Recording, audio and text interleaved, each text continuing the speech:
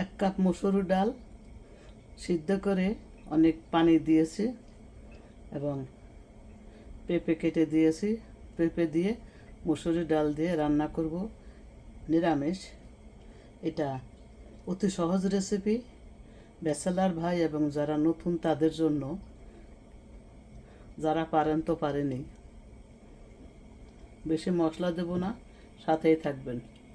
পেঁপেটা সিদ্ধ হোক আগে। ডাল দিয়ে আর পেঁপে দিয়ে সবজি রান্না করব। এটা অনেক একটা হেলদি রেসিপি। পেঁপে অনেক ভালো স্বাস্থ্যের জন্য। এখানে শুধু একটু হলুদ দিয়েছি আর হাফ চামচ জিরার গুঁড়া আর 1 চামচেরও কম হলুদ দিয়েছি। এটা সিদ্ধ হয়ে গেছে, এখন বাগার দেবো। আমার বাগারটা রেডি, বাগারটা দিয়ে দিলাম। পেঁপেটা জালটা কমিয়ে রেখেছিলাম।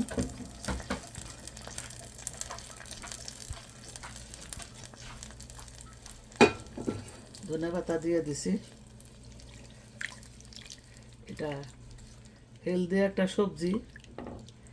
যাদের গ্যাস্ট্রিকের সমস্যা আছে তারা এই সবজিটা বেশি বেশি খাবেন। এটা পরীক্ষিত, এটা আমার পরীক্ষিত।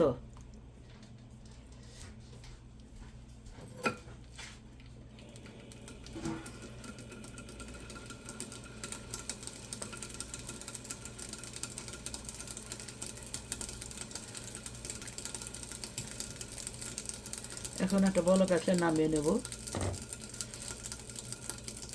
বাগার দেওয়ার পরে একটা বলক দিতে হয়। অনেকে দেয় না।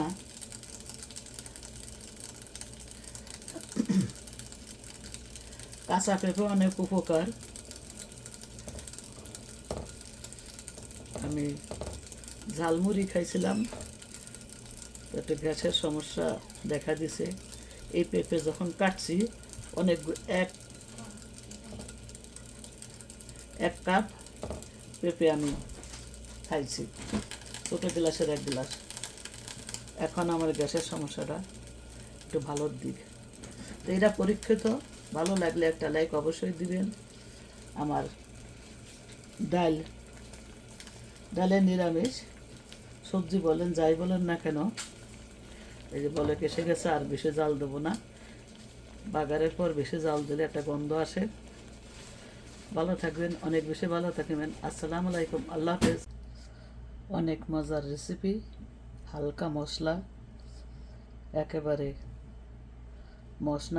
মশলা দেই নাই বললেই চলে, তেল কম।